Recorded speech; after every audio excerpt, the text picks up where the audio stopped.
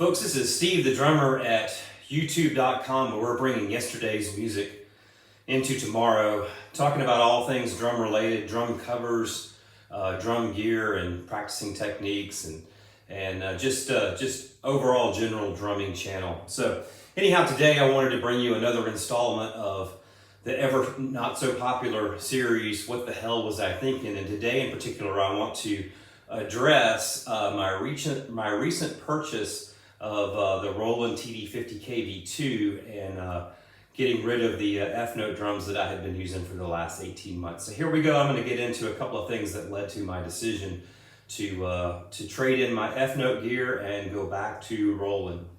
Just kind of a brief background on my experience playing electronic drums or E-drums.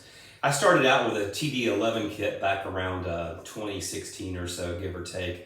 And I had played acoustic drums traditionally before that, and I got a TD11 kit.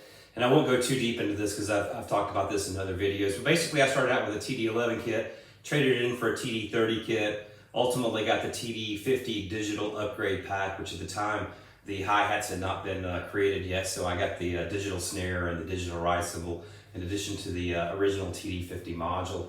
And then I got an ATV shell pack, just a 4-piece shell pack, and I paired that with my digital snare and digital ride and my TD50 module, and then ultimately I traded all that stuff in about 18 months ago, and I played the F-note drums, the F-note, both the F-note 5 and the 7, and now I have recently traded all that stuff back in and gone back to the TD50. So I want to talk a little bit about what would drive someone to make some of the decisions that I've made, and so I think the biggest thing that led to all this is what I would call a paradigm shift. And so a paradigm shift is basically just a different way of thinking about things. And so when I started using my electronic drums, I was happy with the way they performed and the quality and all. And that's kind of what led me down the rabbit hole of continuing to upgrade my equipment from the TD11 to the 30 to the 50 to the ATV shells. And so my overall drive with all that was to be able to use my electronic drums with the band, to be able to take my electronic drums to band practice and play with other musicians, and to take that out and play live gigs. And there was a couple of motivating factors for me to do that. Number one is you can change kits basically on every song, and so you can try to really tailor your song, your drum sound completely appropriately to the song that you're playing. And additionally, it really helps out with volume control. And my band, we're just a couple of guys out in the shed, jamming and having a good time. And so we're playing in very small venues, and so volume control is a very important thing. And so in trying to use my electronic drums, I was trying to use them in a band setting, and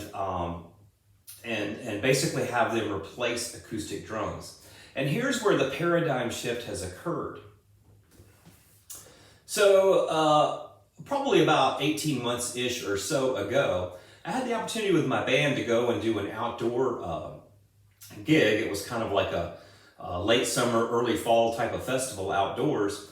And so in doing so, volume control was no longer an issue. And also we were playing with other bands, so we had to be able to get our equipment on stage and off stage relatively quickly. And I didn't have a great deal of confidence with my electronic drums that I could pull that off with all the cords and cables that needed to be plugged in and everything. It just seemed much simpler to me just to use acoustic drums for that particular gig. And so when I played my acoustic drums with the band for the first time in a couple of years, they really responded, and really I got a lot of very positive feedback about using acoustic drums versus electronic drums. And honestly, we do some like electronic sounding stuff, but most of our stuff is just pretty organic sounding, straight ahead, classic rock and roll. And acoustic drums just really fit that music really well.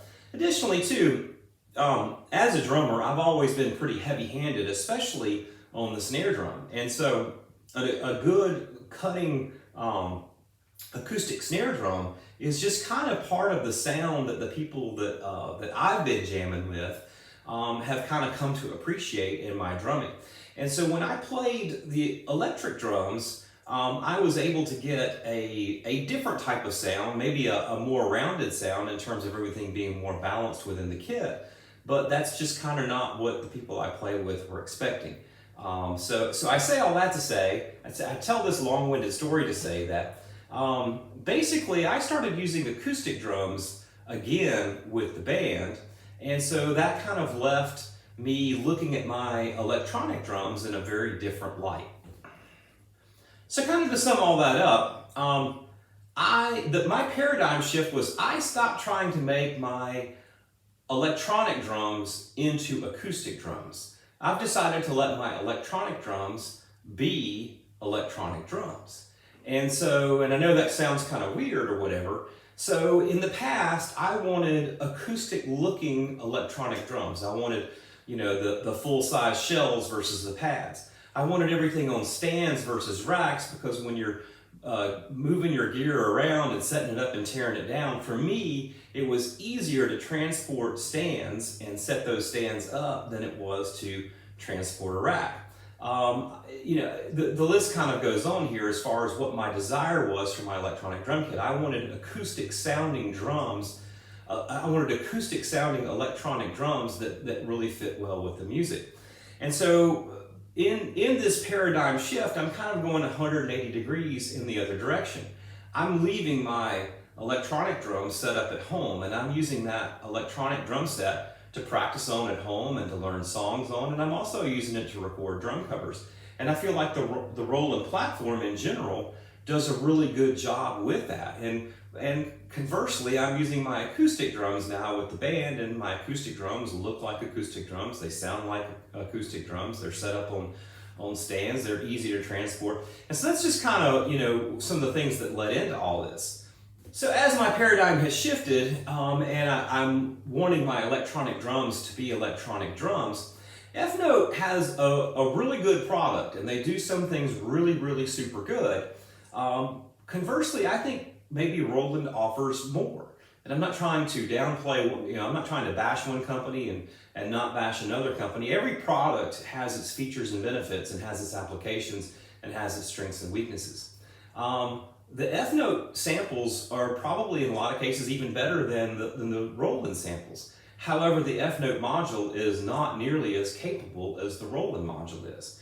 Kind of going back to the whole stands versus rack thing, when I have my TD50 drum set up at home here, this rack is super, super, super solid. All the pads and all the cymbals and everything are extremely well made. In my experience in the past using other manufacturers like ATV and F-Note, I had a lot of problems with different things breaking. For ATV, cymbals generally lasted about a year, and then I had to replace them. With F-Note, I made a video called 5 Things That I Hate About My F-Note Drums, and a lot of stuff, quite frankly, broke or was a challenge to work with, and it just was not, in my opinion, made as well as the Roland gear is that I have used in the past and that I'm endeavoring to use again. And then kind of looking at the module, a lot of people say, well, Roland drums just don't sound that good and all, and that's a very fair and valid opinion. And I certainly have some things that I like better about them and some things that I like less. But the one thing I will say is Roland samples tend to really work well with music and tend to blend really well with music and mix really well with music. When I'm recording drum covers, I don't have a digital audio workstation. I don't have plug-in sounds like Steven Slade or Superior Drummer or Easy Drummer.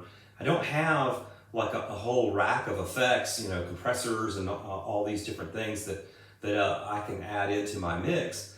I'm basically just running the song from an iPhone into the module, and then the module straight to an iPad that's recording both audio and video at the same time. So I say all that to say, my drum module is my digital audio workstation, and with that in mind, the Roland module is far more capable than the F-Note is in that regard. So anyhow, like I say, I'm not here to criticize or critique other companies or other products or say bad things. Ultimately, F-Note makes some great drums. ATV makes some great drums. Roland makes some great drums. All these companies produce really good products, really good high-end products. But right now, this is the product that fits me better. So I hope this answers some questions and some curiosity. And I'm sure these answers are going to drive even more questions, and I look forward to a healthy dialogue where we can maybe discuss this. Leave some comments below. Let's talk about it. Hope everybody has a great day. Thanks for stopping by.